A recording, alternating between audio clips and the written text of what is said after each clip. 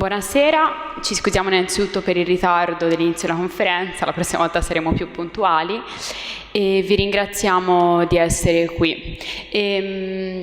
Dico subito ai professionisti che nonostante la conferenza sia iniziata in ritardo, alle 7 provvederemo che ci sia qualcuno all'esterno a poter prendere le vostre firme.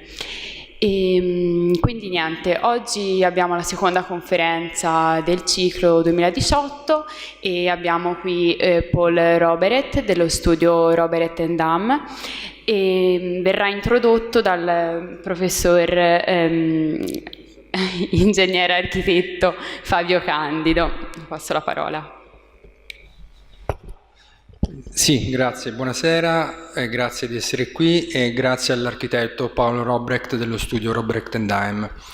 Io farò questa breve introduzione e non mi concentrerò ovviamente sulla descrizione dei lavori e dei riconoscimenti che lo studio ha avuto in oltre 40 anni di attività, ma vorrei toccare semplicemente alcuni punti secondo i quali ritengo che l'attività dello studio sia interessante per noi e per il contesto di questa conferenza. Ora, lo studio è stato fondato nel 1975, quindi ha oltre 40 anni di attività, da Paolo Robbrecht e il Daem, e dal 2012 ai due partner si è aggiunto Johannes Robbrecht. Ora, sin da subito, dando un'occhiata, guardando il corpus delle opere costruite, quello che emerge è una certa dimensione eclettica, nel senso migliore del termine, nella costruzione delle loro opere. Si spazia da architetture per l'ospitalità, spazi per conferenze, concert hall, residenze, soprattutto ecco, un grande impegno negli spazi pubblici e nelle installazioni artistiche.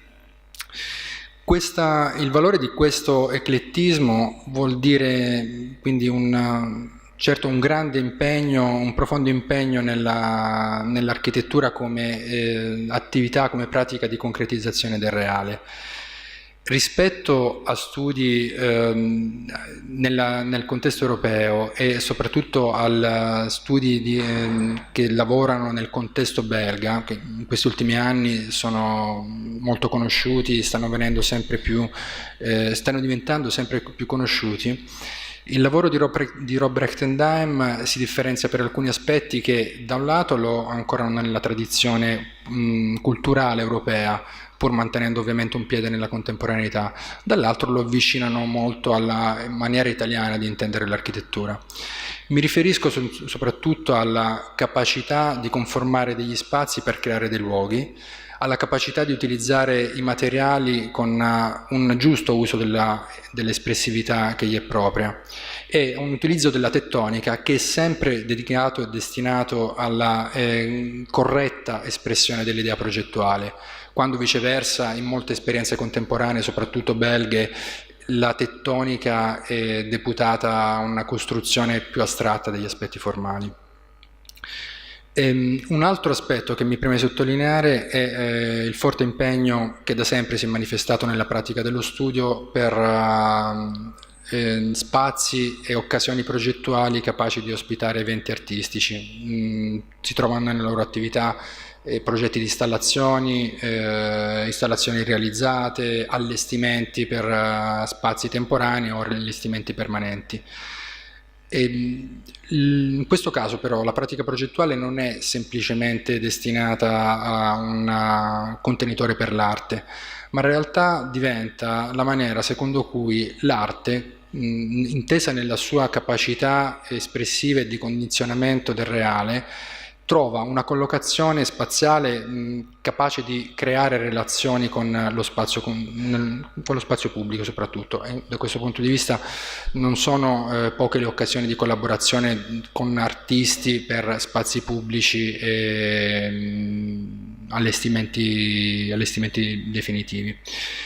Ora, questa capacità di creare luoghi e di creare occasioni progettuali di vita sociale di cui parlavo li radica in qualche maniera anche la tradizione italiana, perché molti loro edifici diventano quasi espressione di quello di cui parlava Aldo Rossi nel momento in cui citava i fatti urbani. e per esempio artifici di Robbrecht e Daem come la Concert Hall di Bruges, che non so se oggi vedremo, we'll see today, Concert Hall, ok, o forse la Market Hall di Ghent, sono probabilmente due tra le massime espressioni di quello che si possa dire fatto urbano inteso nella maniera di Rossi in epoca contemporanea. Ora, tutti questi aspetti, quindi la capacità di costruire dei paesaggi urbani, la capacità di creare dei luoghi, la capacità di utilizzare, di creare, di costruire delle spazialità e delle atmosfere, in qualche maniera li pone in una condizione quasi di resistenza rispetto al panorama culturale contemporaneo. Nel momento in cui la nostra architettura è dominata dal mondo delle immagini, diventa semplicemente un fenomeno da scorrere, da guardare in maniera continua e distratta, un'architettura capace invece di radicarsi in una tradizione tettonica, in una tradizione culturale, in un contesto spaziale e culturale, diventa forse la maniera per cui noi ci ricordiamo qual è il vero valore di fare architettura. Ecco, se noi quindi, concludendo, ci soffermiamo un attimo su quello che è il titolo della loro ultima recente pubblicazione, di una recente pubblicazione sul loro lavoro, che viene non casualmente intitolata Antologia del loro lavoro, ci ricordiamo che le antologie generalmente sono riferite a opere di letteratura, a opere d'arte, a opere poetiche. È proprio un contenuto poetico, il forte contenuto poetico è quello che probabilmente risiede nel cuore del lavoro di Robbrecht e Daem e lo rende così importante per noi in questo momento. Thank you, Paul, for being here, and it's up to you. Thank you, Fabio. I'm so happy to be here again in Italy. In Pisa, it's a long love affair I have with Italy from my teenager youth till the period I could study here in Italy. And normally I should speak Italian to you, but I lost it, I forgot it. Well, not everything, but most of it, so I'm too shy to try it in Italian. But I was studying here in the late 70s because I won 2 competitions and 2 grants, and at that time in Belgium still existed Prix de Rome, who I won, and I was able to study most of the time in Venice, a little bit in Rome, and traveling a lot here. I've seen so much, and it was such a great time, a wonderful period with my small children traveling around here. And probably there were some important influences, and I agree, Fabio, certainly Aldo Rossi played a role. You have to imagine if you are studying in the 70s that strong appearance of his work, you could not avoid it at that time. And happily I could meet him a few times during my stay at the Academy in Venice, and also I met him in Belgium once. But there happened a lot and many things. I would say that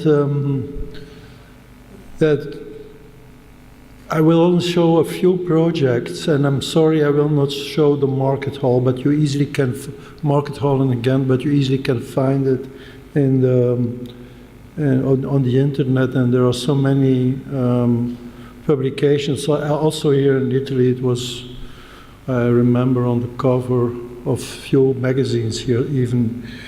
I'm not going to talk about that for some, not a specific reason, but I wanted to show some projects like the concert hall in Bruges, and we too, and I know you are living here in the midst of enormous cultural heritage that happens maybe not on the such wide level, but certainly also in Flanders there's this parallel important culture, and specifically Bruges with this series of fantastic painters which I extremely love myself, like Jan van Eyck.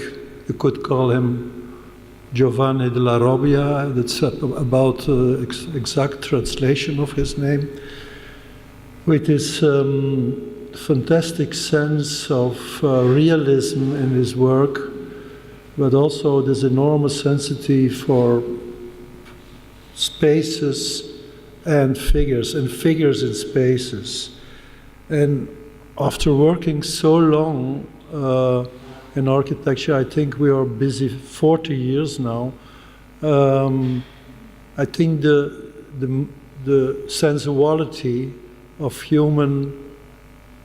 the human presence in spaces is the thing that for us is the most important thing. Architecture which is empty is like clothes which are hanging on a hook, but it has to be the presence of the humans,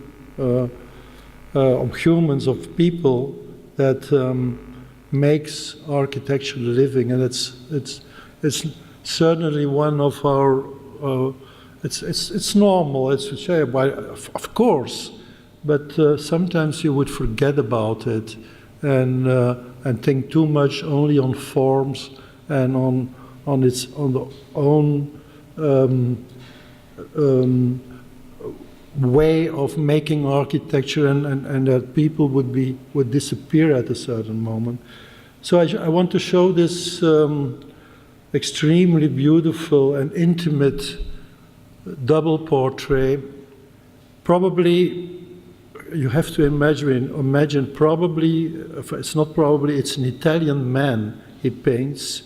It's the Arnolfini family, or the marriage portrait of the Arnolfinis, who were living in Bruges, and they were keeping the branch in Bruges of the Medici. One of the first Medici branches was in Bruges, in a house which called the Bourse, and later on it became an international. Can you imagine the closeness of Italian culture and the culture of my country? It's something which is so unbelievable. And members of this family sent this sculpture of Michelangelo to Bruges. Can you imagine at the turn of the 15th century, this Madonna of Bruges was sent by an Italian family, was bought by an Italian family and placed in a church in Bruges, and it's still there. It's one of the few sculptures out of Italy of this master. At that time, the very young Michelangelo, and in return they sent the painting of the shepherds of Ugo van der Goes, which is still in the Uffizi in Florence. They exchanged these two art pieces. Can you imagine? And how was that possible? This unbelievable, exchange of cultures, and that happened in Bruges. And it was this man, this fantastic portrait, this fantastic realistic portrait. One thinks that it's Van Eyck himself, with looking right through her eyes, and with this kind of very strong colorful ribbon on his head. He is hanging from my bedroom to my bathroom, and I look every morning to him, and I see he says to me, "Paul, you have to do your best today." And it all happened in this city, the city of Bruges, which was in the 15th century on his highlight, on his summit, and it has a parallel, has history. Lorenzo talked about the history of Pisa and its relation to the sea, and also Bruges had this very strong relation to the sea, with the river that went to the sea, but the river sended, and that was the end of the richness of Bruges. But that's why also the city was so well kept, although much of Bruges is a reconstruction of the medieval city. But we won a competition at the end of the 90s to build a concert hall in Bruges. It's actually the only contemporary building that was ever built in Bruges, I can say, up till then. Maybe it will change a little bit, but of this magnitude, it's the most contemporary building, and was for me a double wonderful occasion, because I'm so music is such an important thing in my life. I don't play music myself. I just tap a little bit on the piano, but it's nothing. But music is a very present thing in my life, and it was so wonderful. We could build a concert hall, and it is this volume that we completely cladded in ceramic tiles, which is actually ceramic. It's in this color, and is the material of Flanders. It's not marble. We don't have marble in Flanders. We don't have this whiteness, which is so wonderful to see here in Pisa. It's really this clay from the Flanders soil, and I could say the whole landscape of roofs of Bruges is in this kind of ceramic tiles, and we could cover this complete volume with these tiles, and building had to speak to this prominent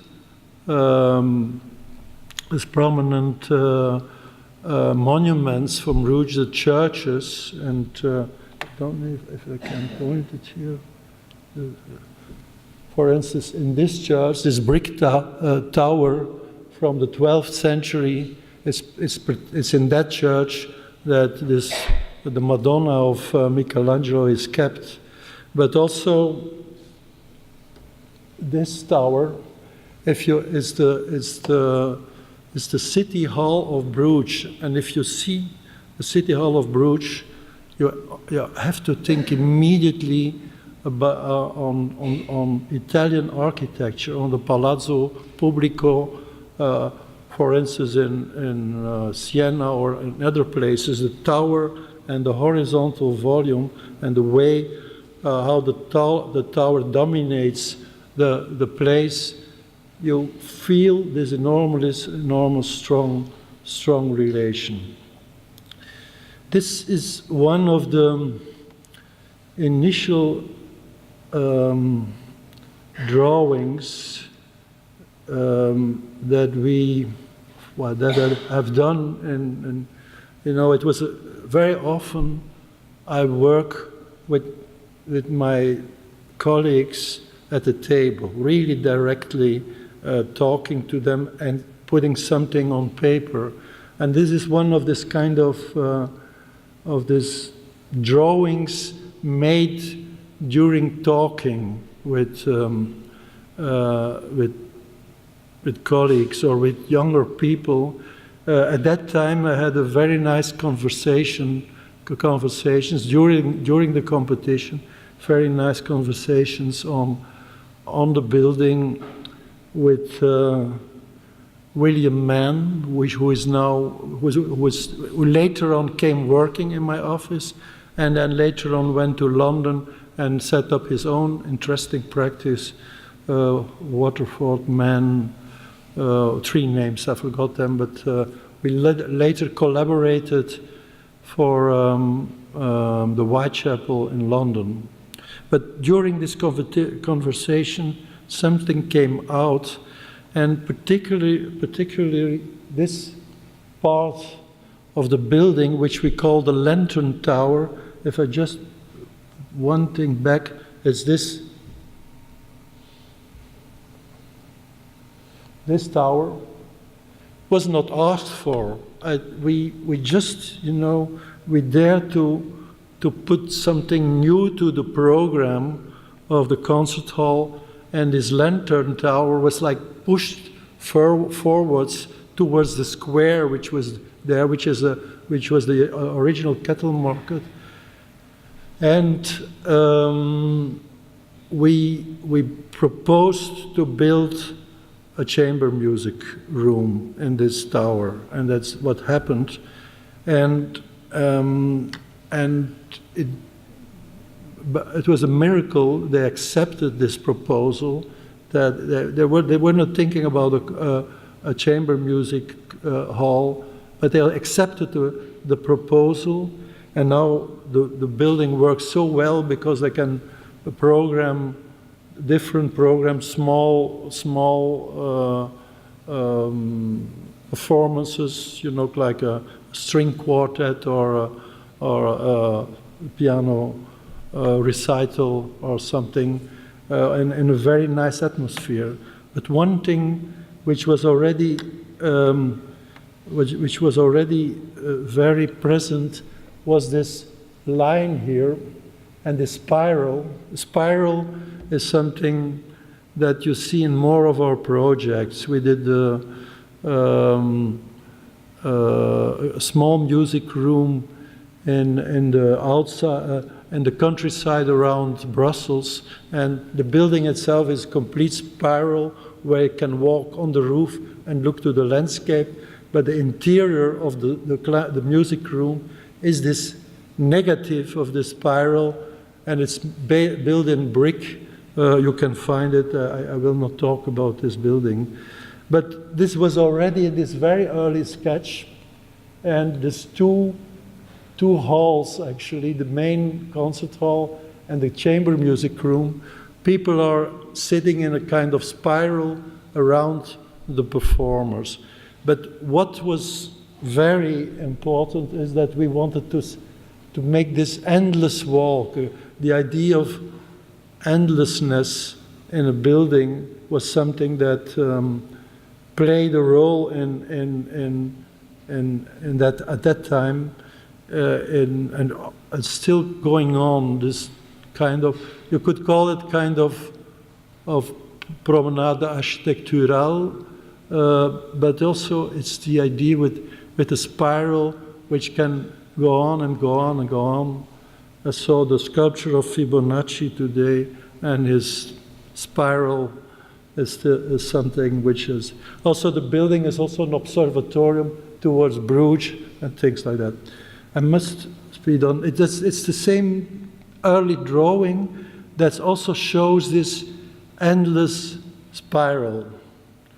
I like to draw in ink for some reason, and with a pen, and I still love drawing.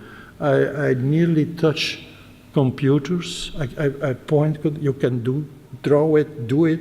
I can do it. I can draw a little bit, but I'm one of these people, digibeten, who really has a very, very poor knowledge of working with a computer.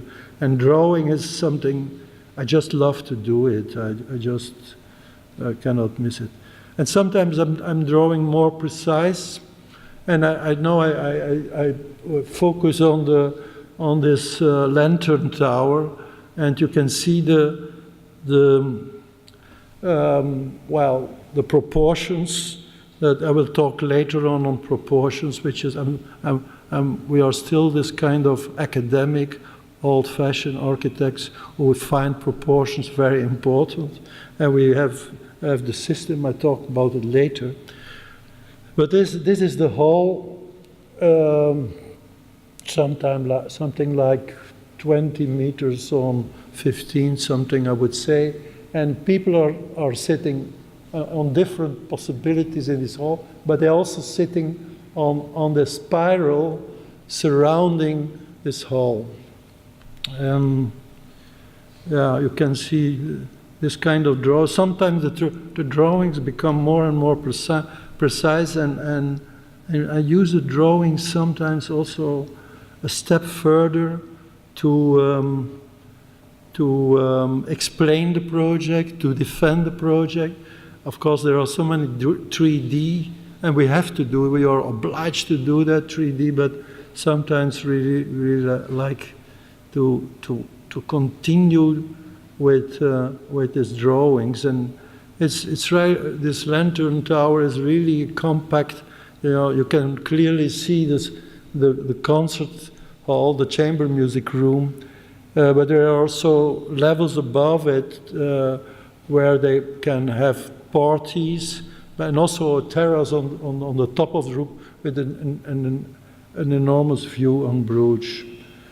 This was, we are talking about 1909, and this is one of the first, how could you say, a kind of 3D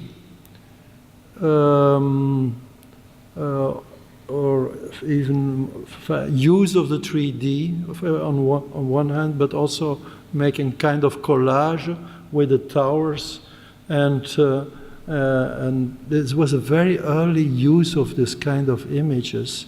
But I'm still, in a way, I like this one because it has so little, wild perspective. It's more like the idea of plans in the landscape or in a city landscape.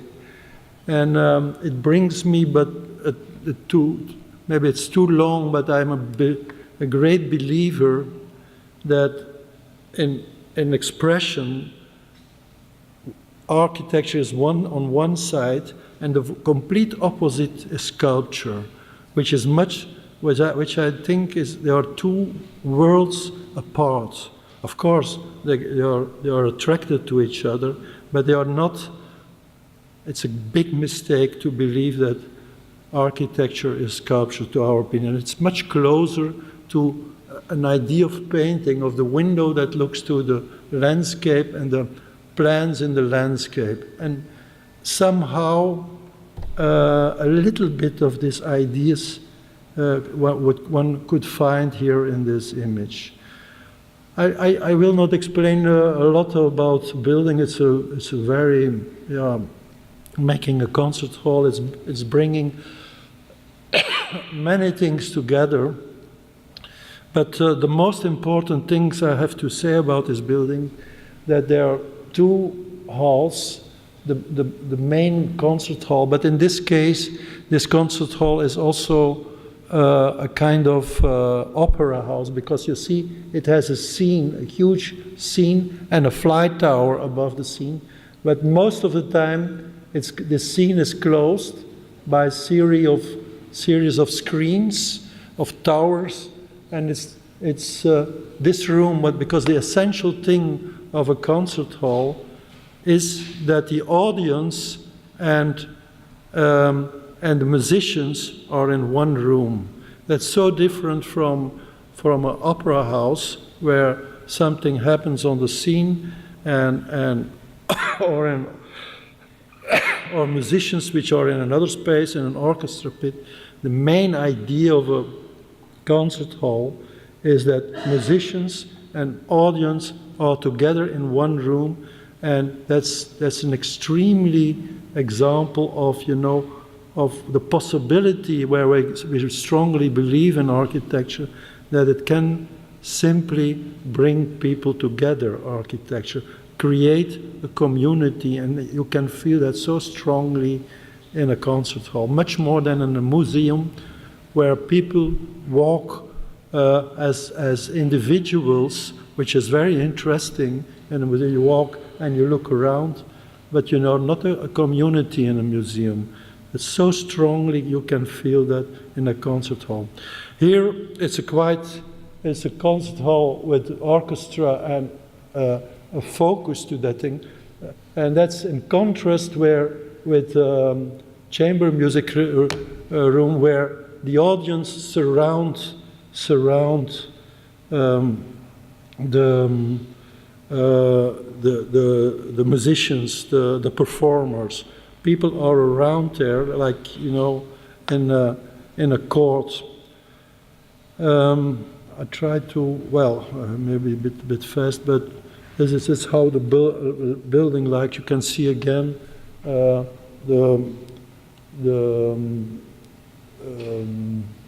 lantern tower, which has a very particular structure, the way the facade is built up.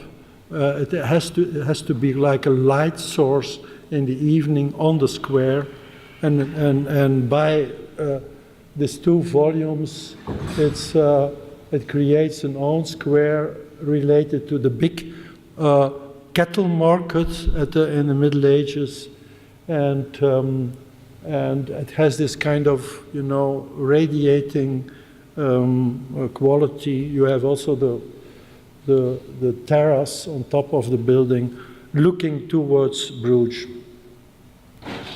These are other sides. It's a very intimate concert hall. It's 1,300 people, which is a serious number of people, but it's very compact because that was one of the main things. It's not only some windows are very prominent looking to the square, and also this the building was built on an existing park. I talk about a hall. The geometry of the hall we started very naive. We have never built a concert hall before, and the idea was of the bending walls like two hands on a mouth, and that's what happens also in this concert hall. It starts from straight and it goes like this. And our acoustical engineers said this is a very interesting idea. We cannot calculate it during the competition, but we will find a solution. We agree on your idea of this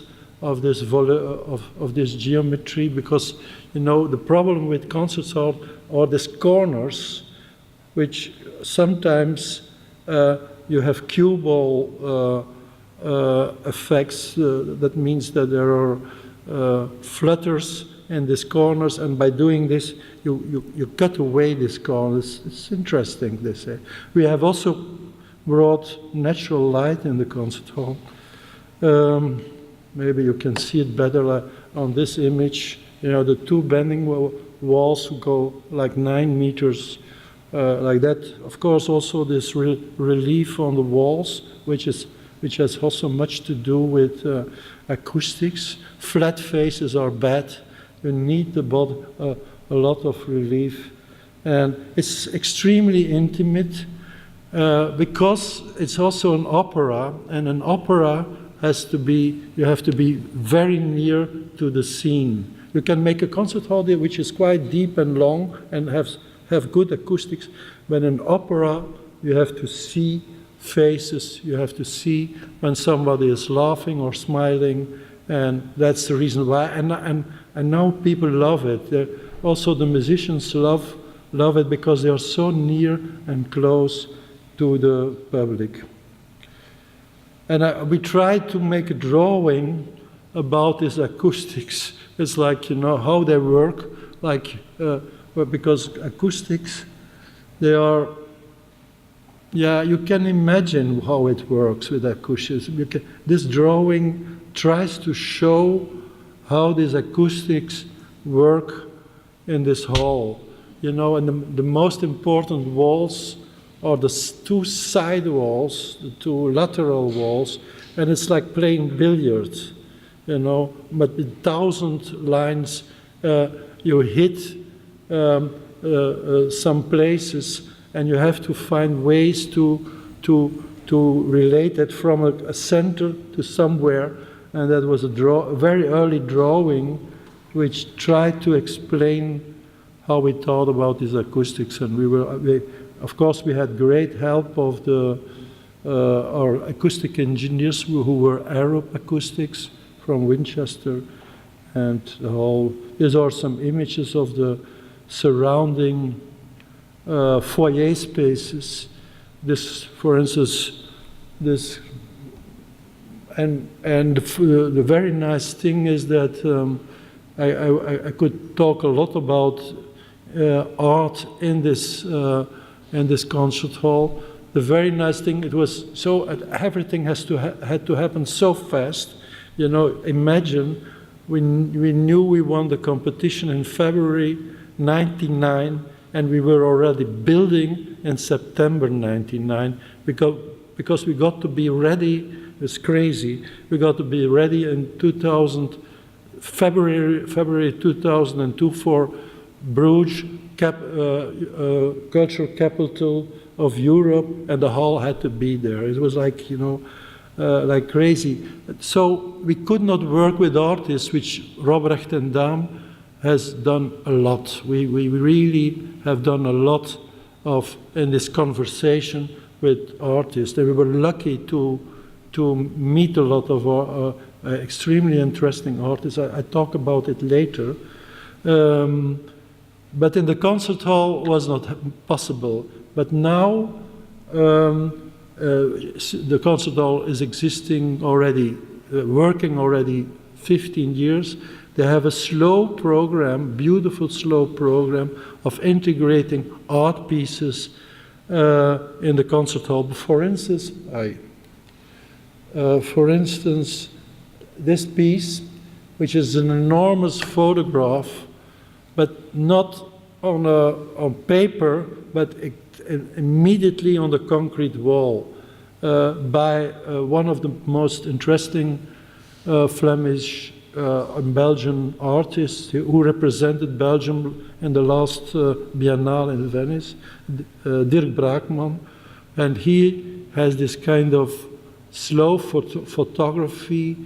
And what was interesting, I talked to him, I said, you have to do it immediately on the wall, and you have to choose your place. And he looked for this corner, and it's like light is coming out of the concrete wall. This is the chamber music room. Sometimes inspiration can be very childish. In this case, the inspiration, I tell you, and you're Italians, and it's an interesting story, I think. I was a teenager, and at that time there was this movie, Romeo and Juliet, of Franco Zeffirelli. I don't know if anybody knows about that movie. It's not a great movie, but the very touching thing was that Romeo and Juliet were played by teenagers, an extremely beautiful girl, Olivia Hussey, who was only 16 or 17 years old, and Romeo, I forgot his name, was only 17, 18 years old, and we all felt immediately in love with this couple in this movie of Franco Zeffirelli. But a fantastic scene in the movie was a scene when Romeo sees Juliet for the first time. And it's in an Italian palazzo, in the inner court of an Italian palazzo. and you see Romeo looking to the other. He's on the first floor. He's looking to the other side, and he sees this wonderful girl walking in one window, the next window, and in the mid window, she looks at him, and it was magic. And for some reason, this movie scene stayed in her head in creating this chamber music room. These people sitting each time in these windows in a kind of spiral sense around the musicians. There are also people sitting down, but it's also interesting the social effect, I would say, of people watching each other in this way, and then the musicians which are right in the middle. It's each time. It's a small hall for about 400 people, well, it has this intimacy of a real chamber music room. I have chosen different projects in different times in our career. A very important moment was 92, when we were asked to participate at Documenta 9. I don't know if the Documenta is something you know, but each 5 years in the city of Kassel in Germany, since the mid-50s, there's the exhibition on contemporary art, and this exhibition is every 5 years, and that was the Documenta 9 in 92, and the artistic leader of the Documenta invited us as architects to work for this Documenta, to make spaces for artists. It was a wonderful time. We met a lot of artists already in '86 in our own city, when there was the famous exhibition, an icon exhibition made by Jan Hoet, which called Chambre d'Amis. In that exhibition, artists from all over the world made art pieces in the living spaces of people, in their houses. Mario Merz, Luciano Fabro, a lot of arte pauvre artists, but also, you know, well, famous artists from Germany. They were all present there. And later on, we met again in this Documenta, and meetings with artists were always crucial in our life. And I've been already as a child, I've been very interested in art, in contemporary art. I was very lucky that I had a father who was also very interested in that, and brought me as a boy of 8 years old already to exhibitions. But later on, an important moment was this our pavilions we could build in the Documenta. This is maybe one of the first sketches we did. You have in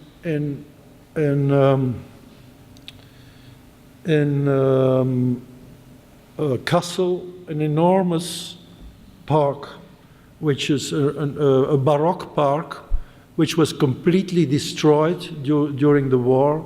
But one of the things that happened after the war, in the beginning of the 50s, that they reconstructed this park, which calls the Aue, which you could call the marshes. That's what Aue means. It's along the river, the Fulda. And at the moment in a discussion with the artistic leader, Jan Hoet, and also with an Italian man, Pierluigi Tazzi, who was part of the artistic leaders, there was a discussion about you know,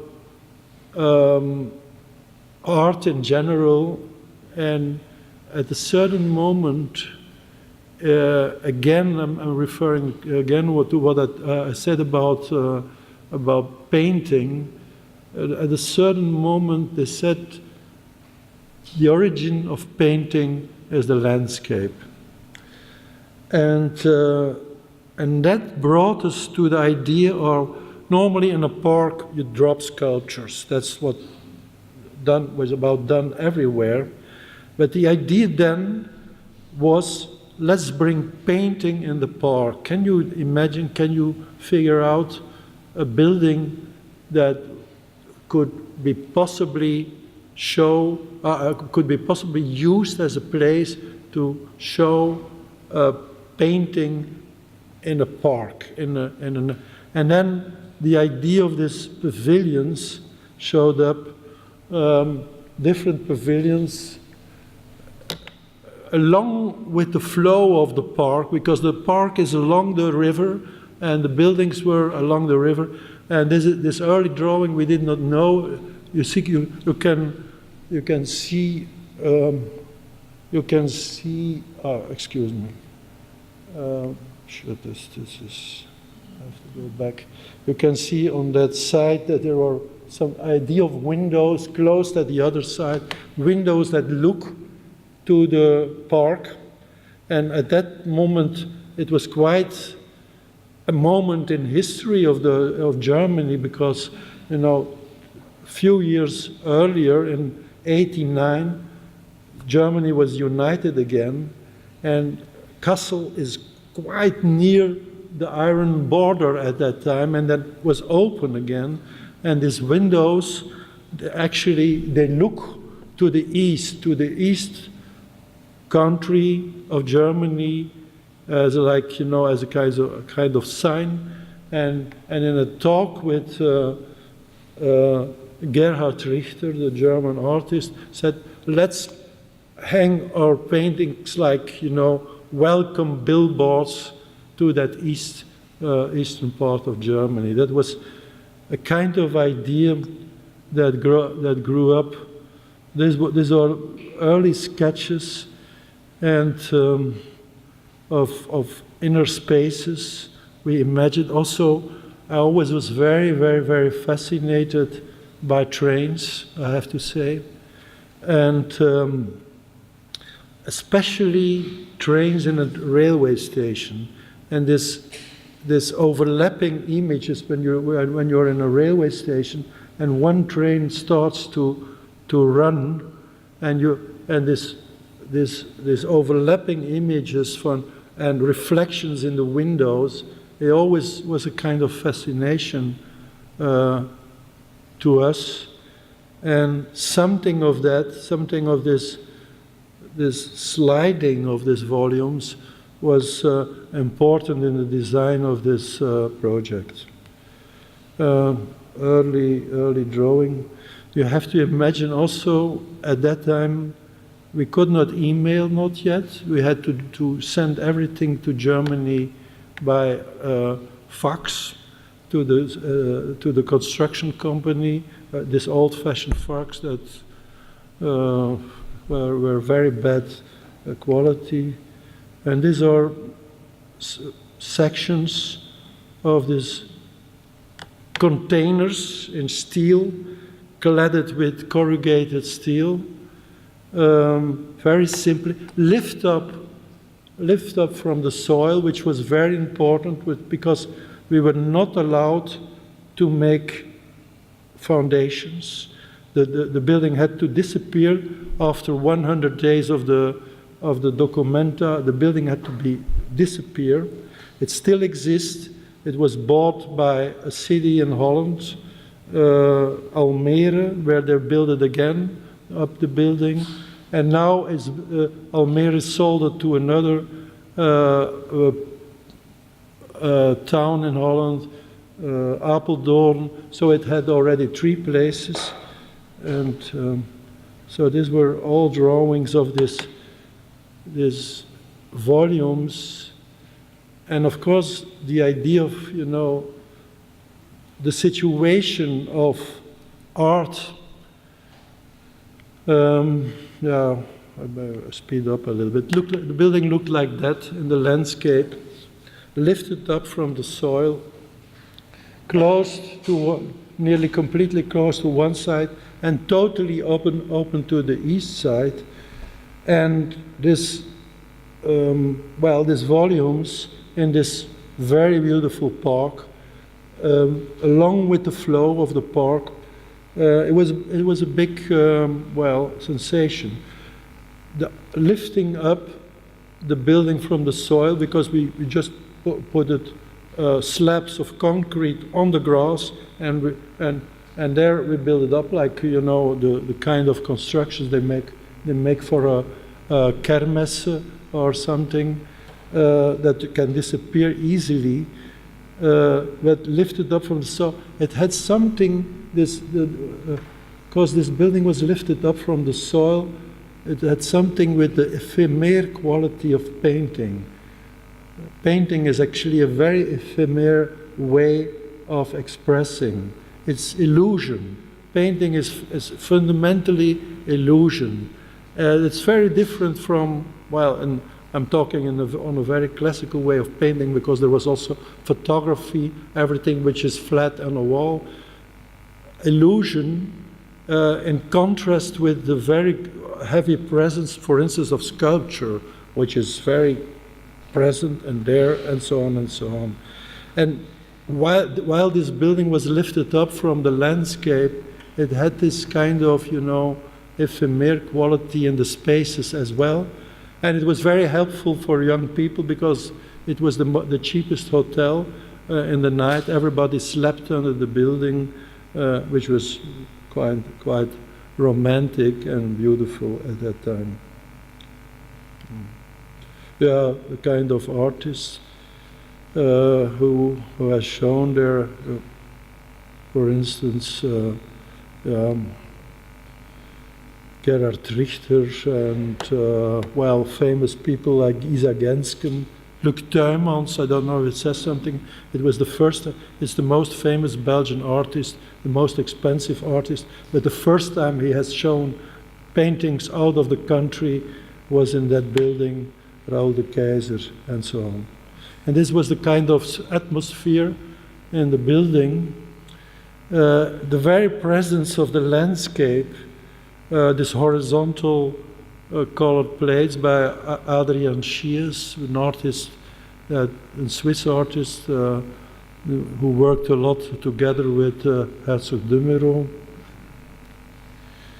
Isa Gensken, Gerhard Richter, the very famous German painter, who made this kind of paintings, and we met already in '86, and we became friends, and I could visit him quite often in his studio in Cologne, and he showed me the paintings he wanted to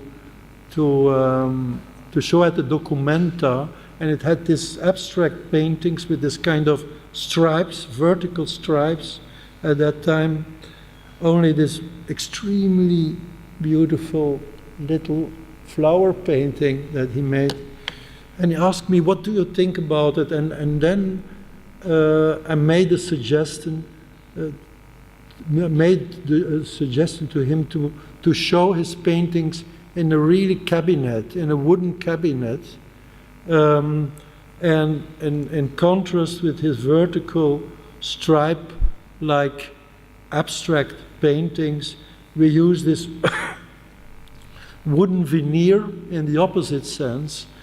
It was also, related to a visit we did at that time to Weimar, to the house of Goethe, and we looked at his mineral cabinet, and I was talking about it, and he said, okay, we will try it. And he built the whole room, which is like a square of 10 by 10, something like that, or 10 by 10, and this height. And but I will build it first in my studio, and then we will see. And I give me the possibility to decide at the very last moment we paint everything white. But he didn't do it. It happened. This cabinet, also the proposal to hang paintings, one above the, and two registers, one above the other one, was a suggestion we did. And also I said, I accept your proposal, we will see, we will see. I have an extremely beautiful photograph, I have not here it, but where you can see Gerhard Richter on a ladder, on the top of a ladder, hanging his painting, and it was like a Baroque scheme of a painting, for instance, the cross. He's hanging, and two assistants. It was like this kind of scheme, extremely beautiful. And I have to say something more about Gerhard Richter, that he learned me something. Of course, you know a little bit of his work. He makes very different kinds of paintings.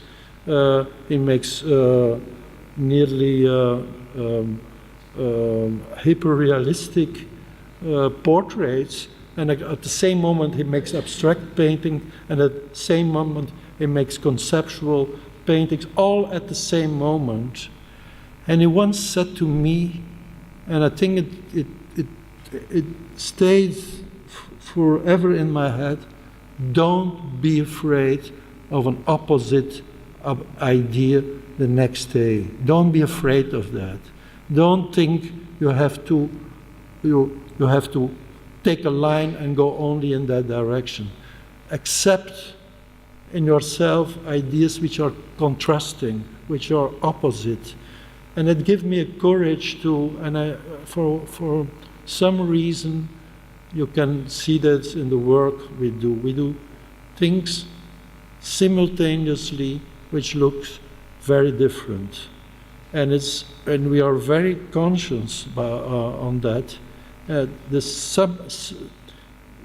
To accept these impulses you have in yourself, accept this. Don't throw it away. Don't. And I think, you know, talking with Richter and also looking at his work, you see here this abstract painting, and all of a sudden, on the same wall, this beautiful flower painting. He was happy like a child, because it smelled to paint. When he showed me the first, it was like extremely happy. Now Gerhard is 86. In the meanwhile, it was also, we had always in age a big difference, but we could find, you know, nice ways to talk to each other, and he learned me so much. That's how the building looked like. Very elementary structure. Again, a building on art, which is it's a thing we really love to do, actually, making spaces for people and artists. That's what we love to do. And it's nicely in contrast with the our pavilions you saw. It's a very compact, small pavilion we have built for the Middelheim Museum. A Middelheim Museum is an open-air museum in Antwerp for sculpture. And there was a new part, a new garden added to that wonderful museum.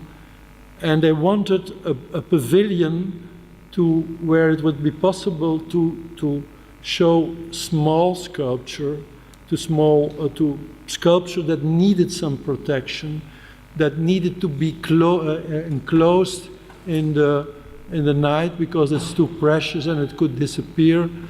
And they wanted to do this in a piece of the garden where they want to make monographic exhibitions on artists, and they did it already for 5 years now, because the building is of 1913. And it looks like this. It's this enormous, huge park, actually on both sides, and the building is this place here, this building. So it tries to connect. This was already existing. They got this new park with a 60 design, and the building is like a knot of roads connecting the old museum park with the new museum park, and it looks like that. That's how the building looks. It's a building that is completely in steel, which is not temporarily. It's there. It's all the time there, and it started in 2013. So it's now about 5 years old, and they have every summer another artist showing in this building. It was designed by these paths that are crossing through the building. It is, and I didn't talk about it, but we are this kind of academic, old-fashioned architects that we still believe in proportions. We work very strict with a proportion system that we designed ourselves, and it had to be easy, and it's based on 3, 5, and 7, and the whole building and all the multiplications of 3, 5, and 7.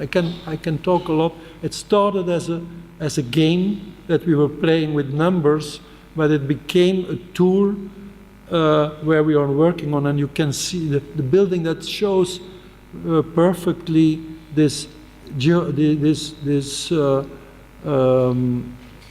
number system that we call the Louis, and the whole building is designed in heights and width. And I think I tried to show it. I think there's all a little bit drawings, but there's also. But I simply show it the first scheme of the building. Excuse me. 3, 7, 3, 5, 7, 3, 5, 7, 3. That was the basic grid, but then also everything was divided in separate pieces of 81 centimeters, which is in the row of numbers we used, and also in the height, in the width, and the length. This whole building is designed on these numbers, and these are the numbers. And we also we looked for a woman for the modular man, to give her a woman, and we designed a woman. Excuse me, we designed a woman. Oh no, a woman based on these numbers. So now there's a woman which can be on the side of the modular man, but that's the system we use. It's just, as kind of.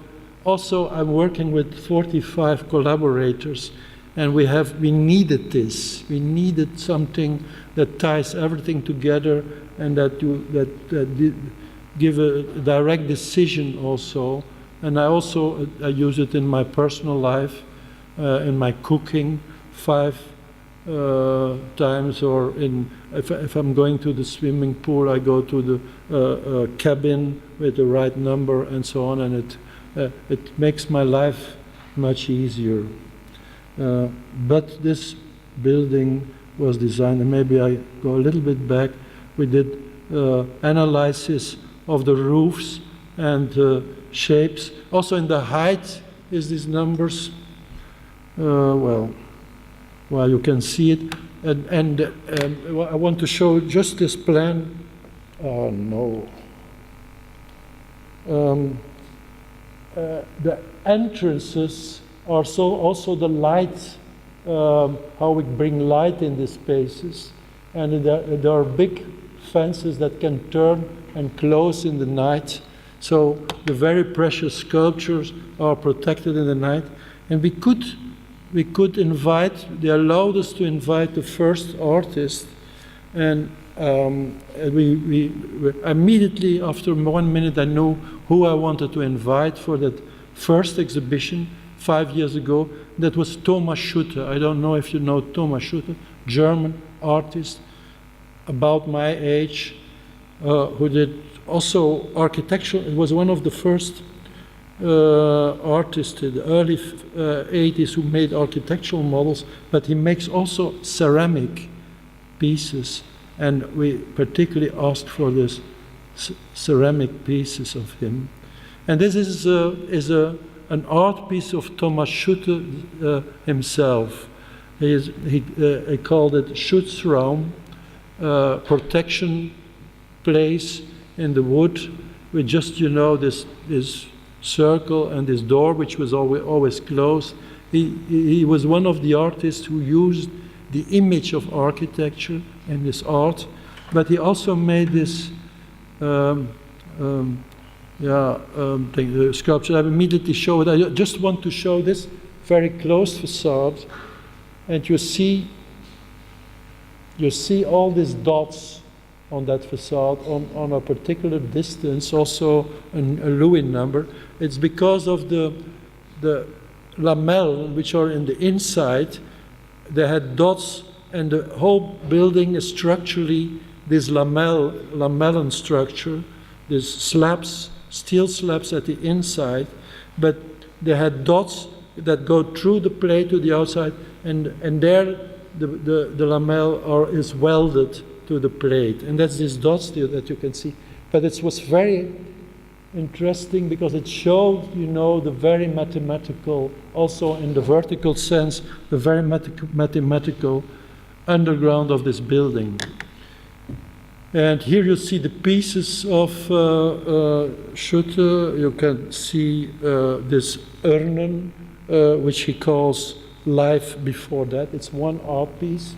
But you can also see these heads on shelves, these heads of Wichte, in beautiful colors, in beautiful ceramic colors, but they are all crooks. It's Ceausescu, it's Hitler, it's German, but he makes this kind of horrible people in the most beautiful material.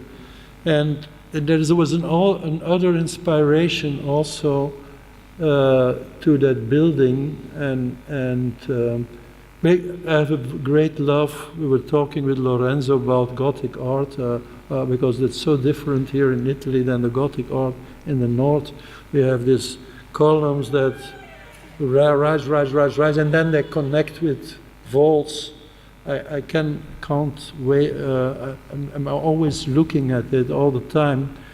But also just one sentence of Zemper, that the origin of architecture is weaving, is textile. It's in his tectonic theory of the 19th century. I didn't read that because it's so boring, the book, but the sentence was very inspiring to me. The origin of architecture is weaving, and we took it a bit literally here in this building. You can see the slabs on the walls, which are keeping the walls up, the slabs, and then they are weaving together or connecting together in the roof, and also in the way the fences were made, who can close the building, and it was like, you know, the effect of a kind of light rain in the building. It's still there. There are other. It's in Antwerp. When you ever come over, we are very proud on this building. Yeah, it has little gardens as well. Oh, I have to run. Tell me it's too long, huh? How much time I should? 10 minutes, and then I have to. Maybe I would like to skip this. You know, it's our biggest project to get, but I would really want to talk. This is the biggest project we are working right now on this project. I would like to talk about, you know, our Genesis is a lot of models and things like that. But I would I would like to go over. I thought we made a book. I will send one to the. Well, this is now where we are working on this building. I want to talk about this last project because it's so special. In 2013, we did a very, very particular project.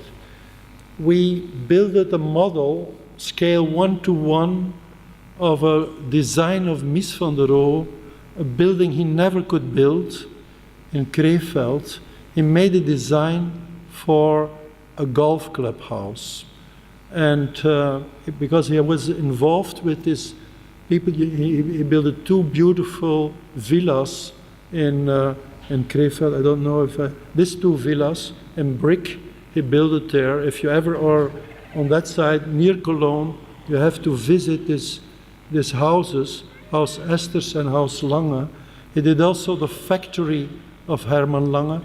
But these people, imagine, in Germany, they had an Anglo-Saxon lifestyle. Hermann Lange was married to an English woman in Germany, and they liked to play golf, and there was, that was this. And they asked him to design a golf club house, and we worked on that. We did an exhibition on Mies van der Rohe. It's too long to tell, but the idea: let's try to build a model, scale 1:1, really on the size of the building, and let's try to do that. And it took us like 3 years to find the money. It's 1 million euro. It was serious because the building is 80 meters long on 80. It was there in Krefeld from May to October, only 5 months to do that. And this is Mies himself drawing on the house of Esters. He was from this area also. He was from not Cologne, from Aachen. But he met these people in Berlin and became friends, and he built the houses and he designed the golf club. This is actually one of the initial sketches of Mies van der Rohe of this project. He was himself extremely proud on this project because he has shown the project on his first exhibition in New York in the Museum of Modern Art. But you can already see the kind of cross-like basis, the canopy that is here, that was for the cars who had to run here. This was the vestibule where people could put their clothes, and this was the zaal, and this was like kitchen and bar and things like that. But you already see this kind of freestanding walls. It's really on the same moment. He just had done the Barcelona pavilion. He was working on the Tugendhat house in Brno. It's his summit of his work of Mies van der Rohe when in his European period. After that, nothing happens. He was becoming the director of the Bauhaus in Berlin, the last phase of Bauhaus, but then he had to leave in 1937 to the States, and he makes another kind of architecture.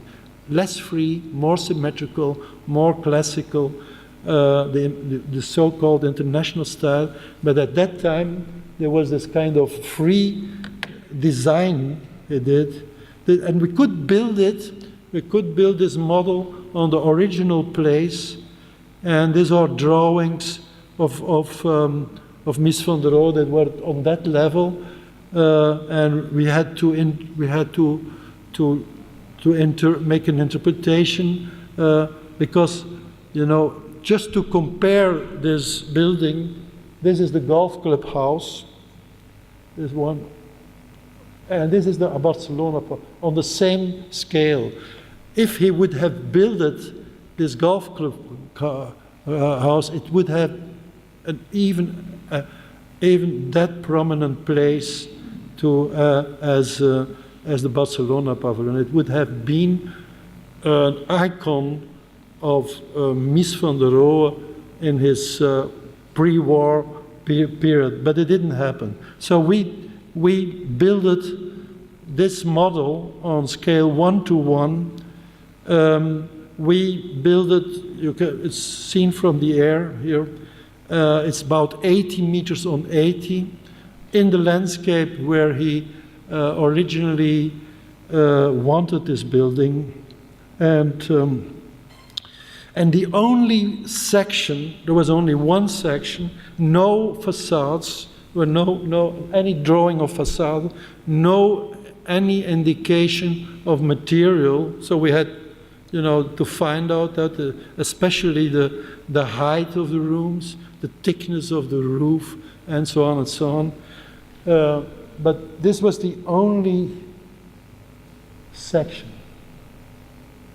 And here we started to make an interpretation. But luckily there was a lot of this particular kind of perspectives.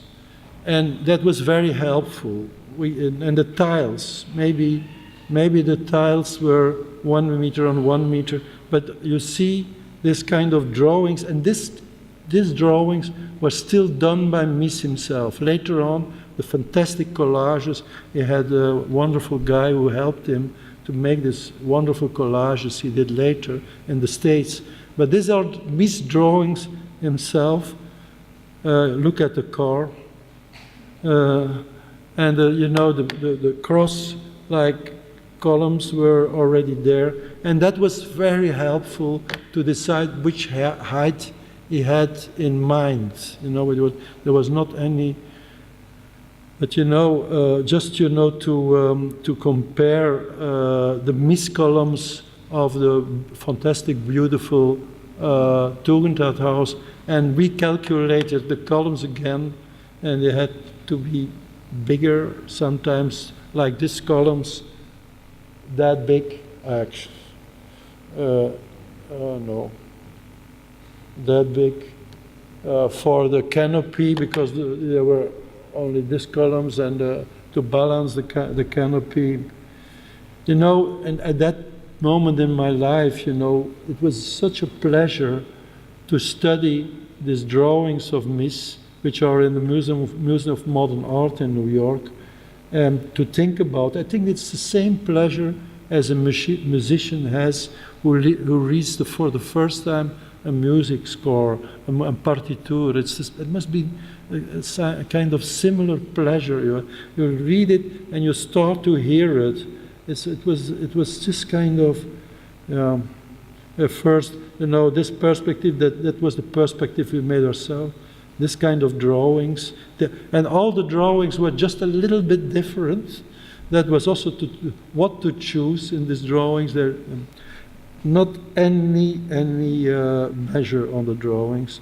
A perspective of Mies himself, different variations, and that was how the building looked. And what we did were two reasons. Where we were unsure about things, we didn't build it. Like here, the vestibule, how it really, the beams, we were not clear on the drawings. But also it was an economical reason. We didn't have money enough to do everything. But that was the Mies space, really Miesian space, of the principal space in this building.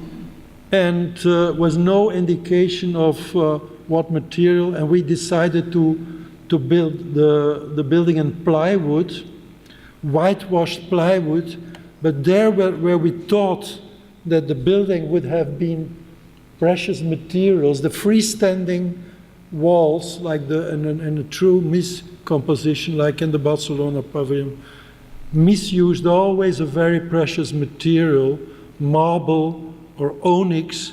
We used plywood, and we left the plywood unpainted, and we varnished the plywood very, very shiny. That was the way we made this interpretation. The steel columns, the cross-like columns, we did not do the same as Mies was too expensive. We did chrome plates. We did crosses with steel and cladded with polished stainless steel. And it looked like that. And I would like to start a movie. This movie, just look at it, is an art piece.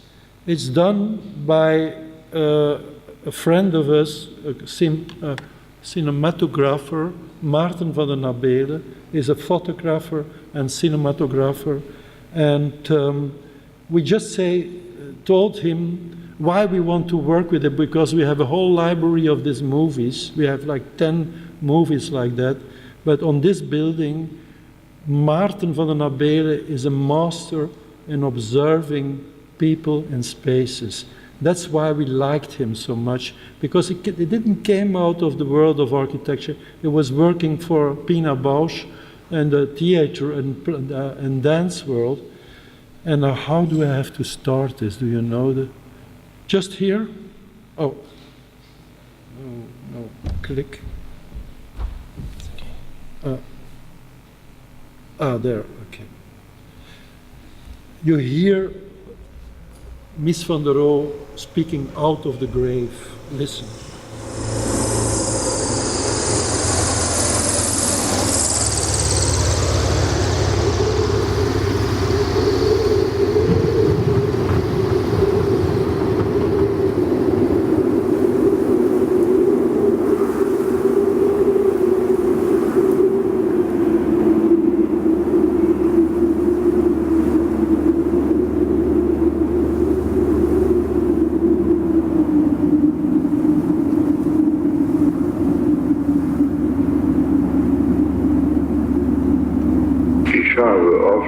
Architektur mit der Sprache verglichen. Man muss natürlich, um eine Sprache wirklich zu beherrschen, die Grammatik der Sprache beherrschen.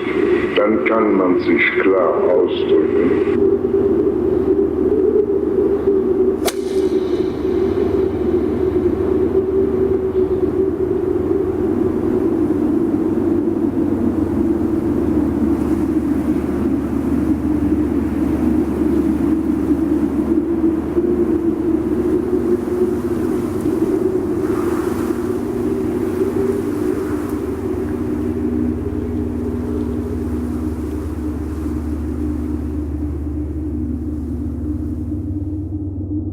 Man kann sehr normale Dinge in einer Sprache sagen.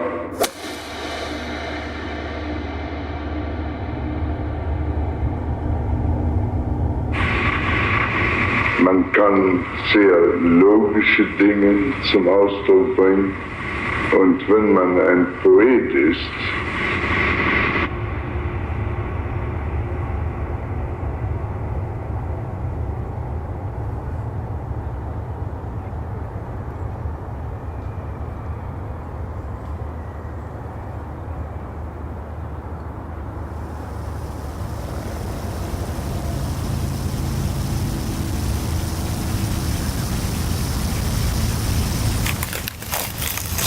kann man solche künstlerische Dinge damit aussprechen. Und ich denke mir, es ist in der Architektur überhaupt gar nicht anders.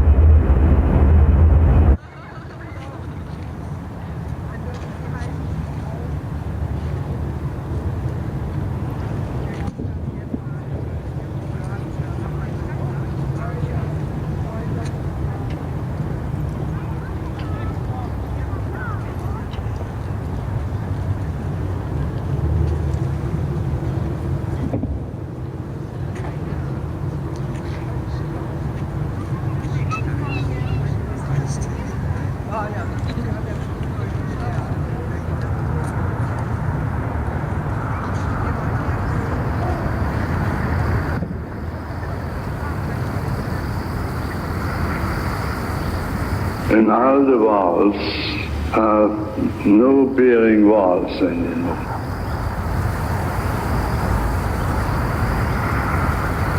And it gave a new space idea, the floating space.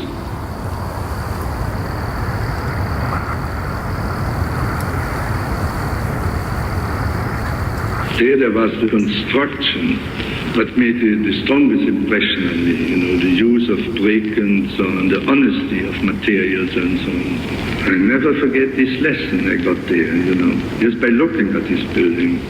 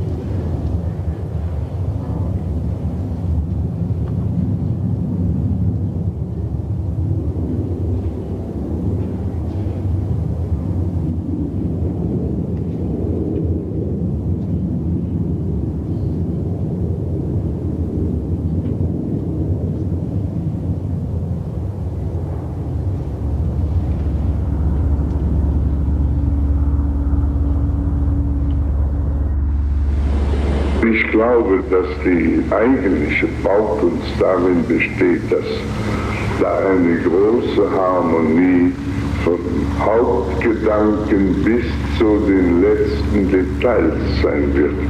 Und die Gotik macht es doch eigentlich ganz klar, deren Details waren nur Mittel zur Verdeutlichung der eigentlichen Grundidee. Die Konstruktion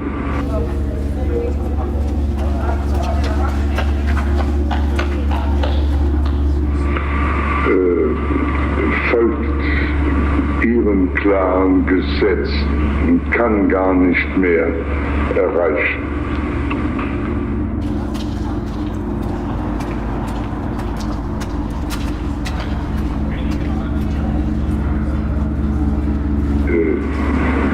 Aber wenn die Konstruktion zu einem Ausdruck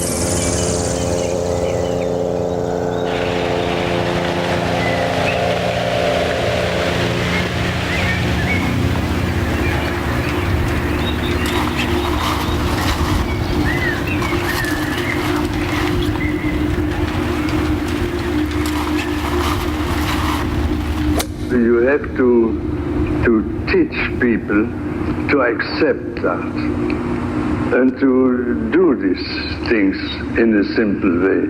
Everybody is individualist, and architecture isn't it's not an individualistic art. You know, that depends on the time, you know.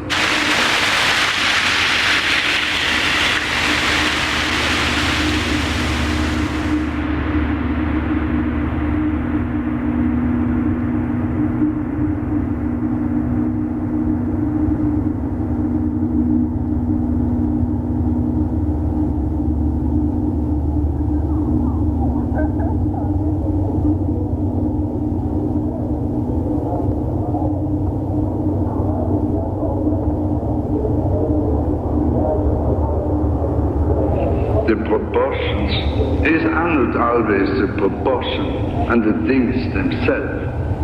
Often the proportion between things. You know, there's nothing, but still there is a proportion.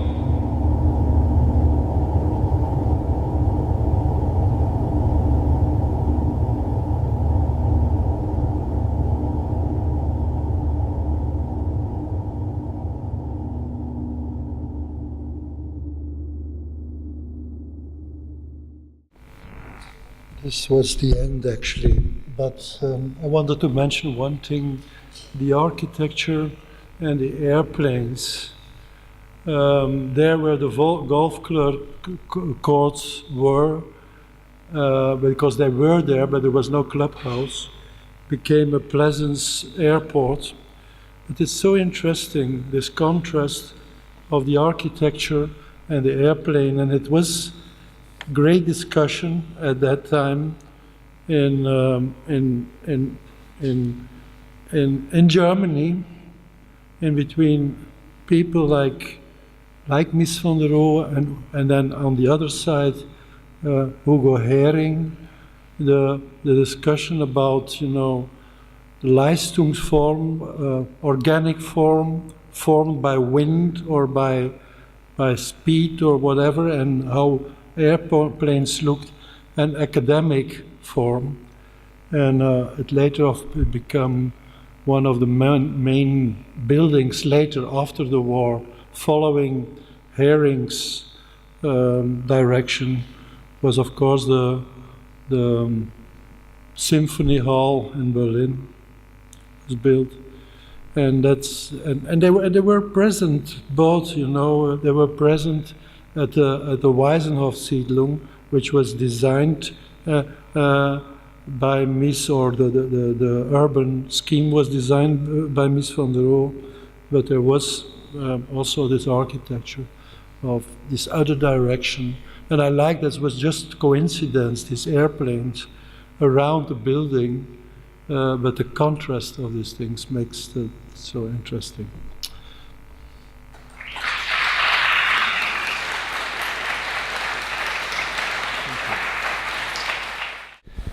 Dunque, adesso cominciamo il consueto spazio per le domande. E voi la fate in italiano e io tento di tradurla simultaneamente all'architetto. Quindi chi vuole, c'è un microfono. Allora, parto a fare una domanda. L'architetto ha parlato appunto dell'interazione tra l'architettura con l'arte, quindi l'approccio del loro studio con l'arte. E volevo chiedere in che modo e in quali fasi le altre discipline quindi si fondono a quello che è l'architettura per dar vita al progetto. Yeah, of course it was we always, you know, I was teaching at schools in the 80s to art students, not to architecture students. So it was my background, but we were always interested in this dialogue between the possible, or we were questioning the possible dialogue between art, and art is many things, of course, and architecture. And I think it was Paul Valéry who said that that the architecture has rejected his children, the arts, that has put it out of the door. I think he mentioned that. But we were actually interested, is there a possible dialogue? We were absolutely not looking for something like a Gesamtkunstwerk. We really wanted to just confront each other. The architecture, which has to have the generosity to accept the other thing, the other image, and we are still strongly believing that this confrontation is a very interesting, very tangible confrontation. And sometimes we really believe in the need, in that what architecture is not able to say, in the need of the presence, in the very critical presence of an art piece. But I think there are lots of things in common between architecture and art, for sure. They are very close to each other, but they are, to my opinion, also at a very certain moment, extremely different. I think also in the attitude an architect has to have, and even Mies was talking about, it's not an individualistic art. He says in his German English. Of course, you make architecture as an architect starting from very personal, intimate experiences. You need that. You need it as a drive, and that's the same thing from which artists start. But I think at a certain moment, they go their own way. I think in architecture, this very personal, individualistic or autobiographic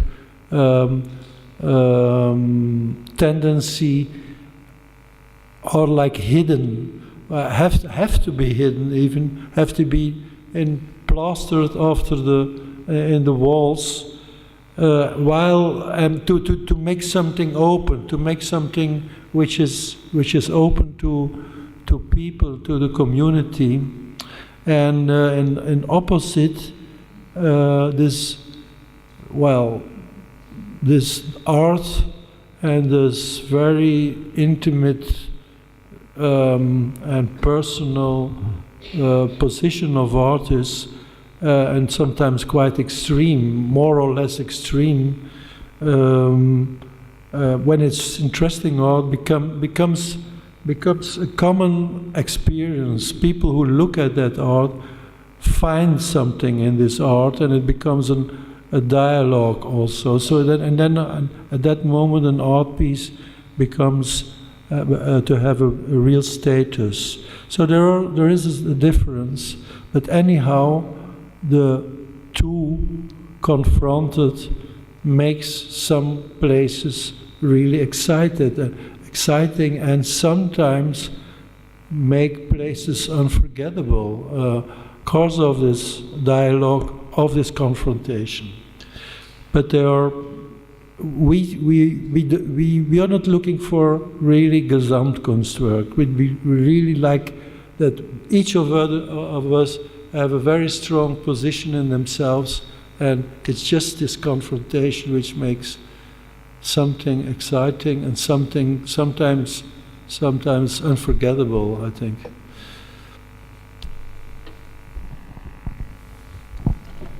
Allora, io vorrei chiedere due domande, se possibile. La prima è se lui crede che il concetto di senza fine, cioè quello che lui chiama endlessness, sia presente in tutti i suoi progetti. Sì, se il concetto di senza fine, quello che lui ha chiamato endlessness, è presente in tutti i suoi progetti oppure solo nella Concert Hall di Bruges. Endlessness, sometimes more present or sometimes more less present, but even in the house, you know, there's the diagonal intersections that connects this house with something of endlessness. It's a search. It's a search, and it can have as a research we do, and it can have different outcomes. Sometimes in this spiral, which is a spiral which is suggesting endlessness, but sometimes, you know, these paths that go endless into these woods, it's sometimes more present, more visual. It's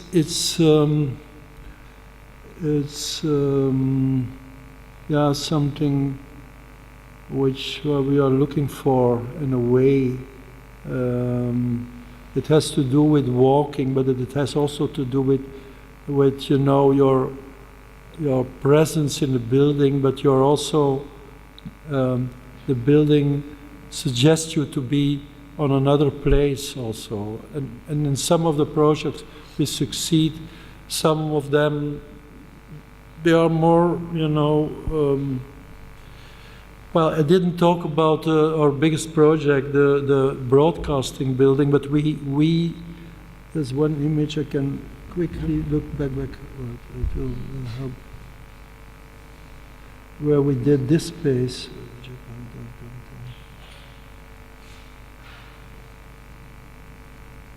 I didn't talk about it.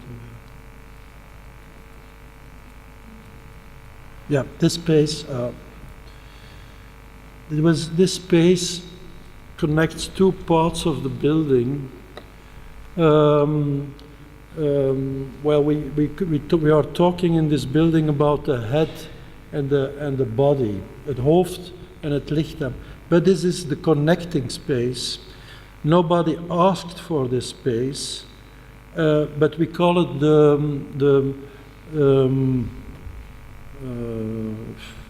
how do we call it again?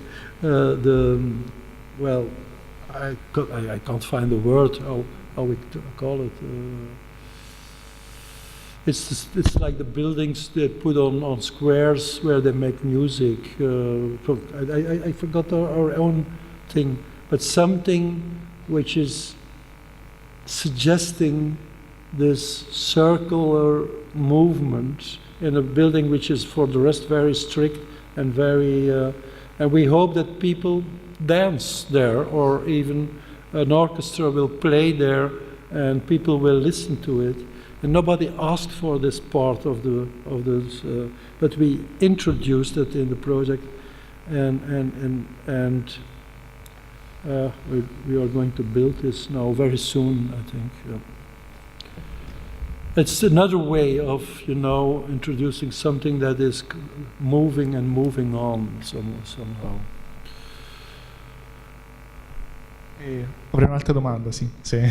Ecco, io ho notato che in alcuni, cioè in particolare sul terzo progetto che ho mostrato, l'utilizzo della griglia, cioè io vorrei sapere se questo utilizzo della griglia vi è in tutti i suoi progetti, e soprattutto se ha qualche consiglio da darci a noi studenti sull'utilizzo dei tracciati in generale.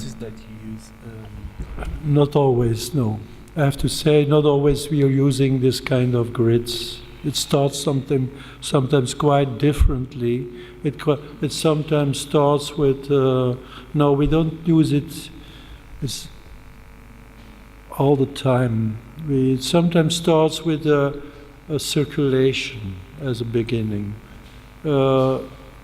Sometimes starts with, if I think about a concert hall, with the position of two inner spaces as a beginning. Not there in the concert hall. There's no grid at all, no repetition at all. But that's particular for concert halls. But no, not in all the projects. Sometimes it happens, but not in all the projects. No. Dunque, io avrei una curiosità sulla, diciamo, scelta sul metodo progettuale.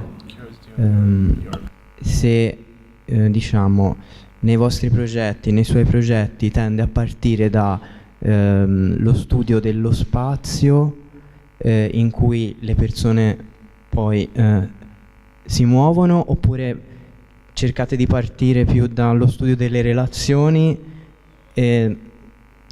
diciamo, per andare a creare successivamente lo spazio per le persone? Quindi è centrale nel progetto lo studio dello spazio o lo studio delle relazioni? Non so se... Yes, I agree. The beginning is really positions and relations that somehow come on an early sketch, you know, and then we look for the right structure. Sometimes it's really at the same moment, you know, that it's a simultaneous thinking about relations and which structural or mathematical approach is convenient for that project. But actually, indeed, relations are the first aim.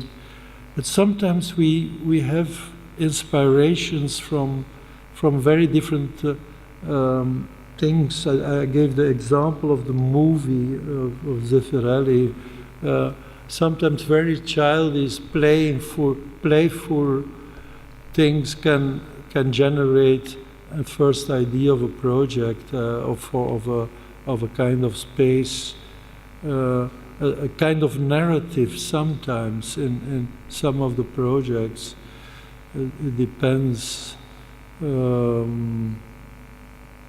But indeed relations, and then how an architectural structure can really underbuild its relations, and actually it's always about some kind of void. I could speak about our number system, but the key of this number system is that there's always an emptiness in the middle, which is extremely important to us. The beauty of the emptiness in the middle, which is a very Jewish concept actually, that everything's become from emptiness, and keep that emptiness in the project. That's which is of course the generosity to give it to people and do what you want. For instance, in the space you can see, nobody knows what is going to happen there, and maybe sometimes it's the same with the market hall in Ghent. No particular program, but you know, just the generosity of the space. That's what we are trying to make actually essential. Se non ci sono domande dell'ultimo secondo, io vi ringrazio innanzitutto per essere rimasti fino all'ultimo, e ringraziamo anche tutti quelli che sono venuti oggi, e ci vediamo il 18 maggio con Carmo di Groork, sempre qui alle 17. Cercheremo di partire in orario stavolta, è una promessa. Grazie.